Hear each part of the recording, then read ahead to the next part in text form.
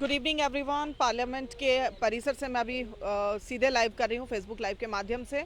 और एमको मीडिया पर जो भी व्यूअर्स मुझे देख रहे हैं उन सभी के लिए आज संसद का ये पहला सत्र मेरे साथ। और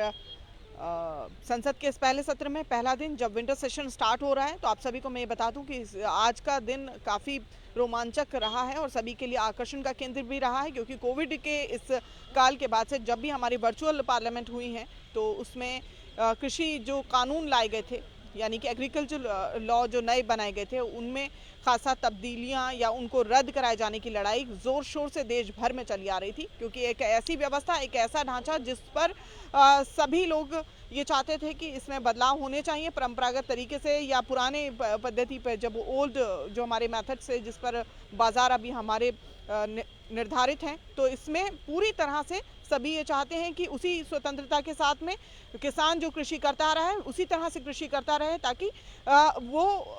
व्यवस्था जिसमें कि ज़्यादा उलझाव हैं, उलझने हैं, किसान जो बहुत सरल असामान्य जीवन जीता आया है वो चाहता है उसके बाजार इसी प्रकार स्वतंत्र रहें। तो आज पार्लियामेंट सेशन में इसी कानूनों के विरोध में यहाँ पर विधेयक रखा गया है, जिस पर लोकसभा से पारित होने के बाद और विपक्ष यानी कि विपक्षी पार्टियाँ, खासतौर से कांग्रेस की अपनी नाराजगी इसमें ये रही है, उनकी सहमति के बिना। वो पार्टी जो काफ़ी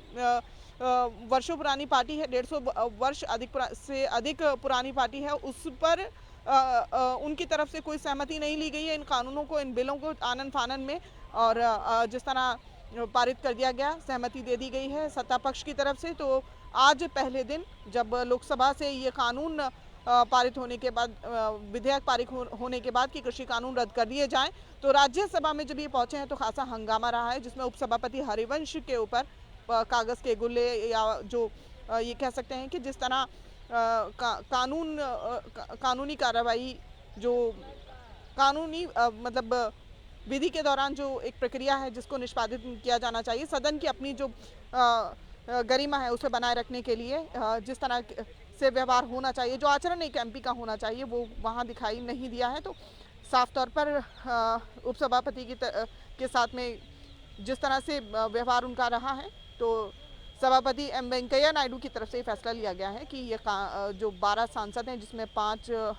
6 सांसद कांग्रेस पार्टी के भी हैं और बाकी प्रियंका चतुर्वेदी सहित बाकी अन्य जो सांसद हैं उनको पूरे सत्र से निलंबित किया जाता है। तो कड़ी कार्रवाई की गई है उनके खिलाफ की जो सीमाओं का उल्लंघन करेंगे जो भी सांसद, उनके खिलाफ कड़ी कार्रवाई की जाएगी। लेकिन लोकतांत्रिक प्रक्रिया जिसमें एक जनता के अपने अधिकार हैं और सांसद जो चुन करके आता है उसकी अपनी दायित्व होता है, अपनी जिम्मेदारी होती है कि वो कहीं ना कहीं जनता के हक की बात करे, उनको हो रही परेशानियों की तरफ उसके अपने दायित्व को वो निभाए। तो राज्यसभा में जब ये विधेयक पहुंचा है कि कानून रद्द किए जाएं, तो कहीं ना कहीं इस पर प्रक्रिया जारी है। और आज कार्रवाई में जिस तरह की बाधाएं उत्पन्न हुई हैं, तो संसद का आज का दिन और कार्रवाई में बाधाओं को देखते हुए स्थगित कर दिया गया है। तो कल के दिन तक ये स्थगित रखा जाएगा और फिलहाल आगे की प्रक्रिया जारी है। एमको मीडिया के मंच से आप सभी तक सीधे कि किसान आंदोलन जो मुश्किल समय किसान झेलता आया है, 700 से ज़्यादा किसानों ने अपनी जान गंवाई है, तो उन किसानों को उनके अपने साथियों की तरफ से जो जिस तरह से श्रद्धांजलि दी गई है जब कानून ये रद्द किए गए हैं, तो देश के अलग अलग कोनों में बड़े प्रोग्राम किए गए हैं। कल साफ तौर पर मुंबई में भी अगर आज़ाद मैदान जो एक ऐतिहासिक मैदान है, जहां राकेश टिकैत सहित मेधा पाटकर और बाकी अन्य बड़े दिग्गज नेता एकत्रित हुए हैं, बड़ी एक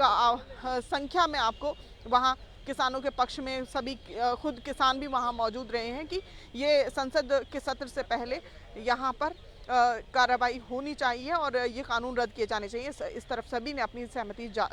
जाहिर की है। तो फेसबुक लाइव के माध्यम से आप सभी तक ज़्यादा से ज़्यादा लाइव को शेयर करें, कमेंट बॉक्स में मेंशन करें कि किसानों के पक्ष में आपकी अपनी क्या राय है। बाकी किसान आंदोलन जिस तरह से चल रहा था आज भी चला आ रहा है और किसानों की मांग की बाजार को जितना बेहतर वो तैयार कर सकते हैं उतना तैयार करें। जिस तरह ग्रेनरीज और साइलोज बनाए गए हैं, ये बड़ी एक प्रक्रिया है जिसके तहत भंडारण को की तरफ बढ़ने के भारत सरकार के अपने कदम है। तो भारत सरकार की तरफ से जब किसानों के अपने एग्रीकल्चर क्षेत्र में जब ये बदलाव किए जाने हैं कि मंडियां किस तरह से फंक्शन करेंगी और किसान जो डिजिटल पद्धति की तरफ बढ़ रहा है, तो उसमें उसको खासा दिक्कतों का सामना करना पड़ रहा है। तो किस तरह आज समय के साथ हो रहे बदलाव और छेड़छाड़ को सभी जिनकी अपनी सहमति नहीं है वो विरोध के माध्यम से देश के अलग अलग इलाकों में, कोनों में प्रदर्शन कर रहे हैं। और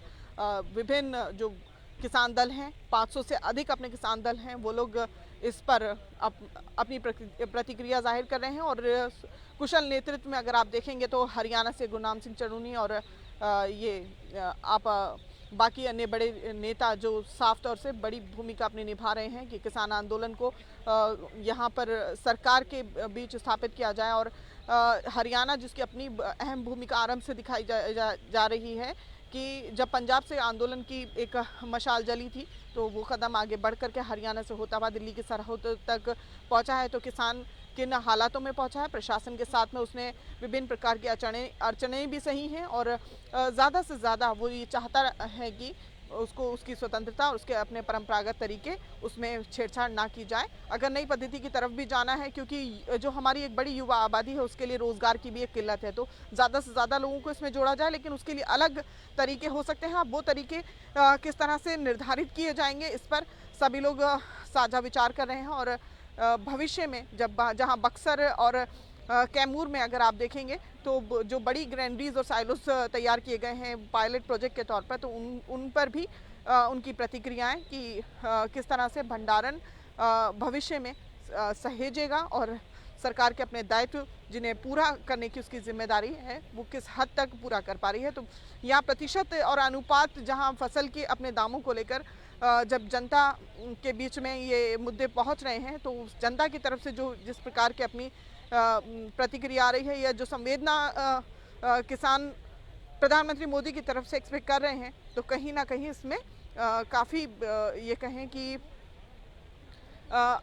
अलग अलग विचार सामने आ रहे हैं। क्योंकि प्रधानमंत्री मोदी आज जब मीडिया को संबोधित करते हैं सवेरे, तो वो साफ तौर पर वो मीडिया को के संबोधन में अपनी बात ये प्रकट कर रहे हैं कि ये एक अच्छी बात है कि एक अहम नागरिक अपने दायित्व को निभा रहा है। तो एक नागरिक के तौर पर सामान्य जन जब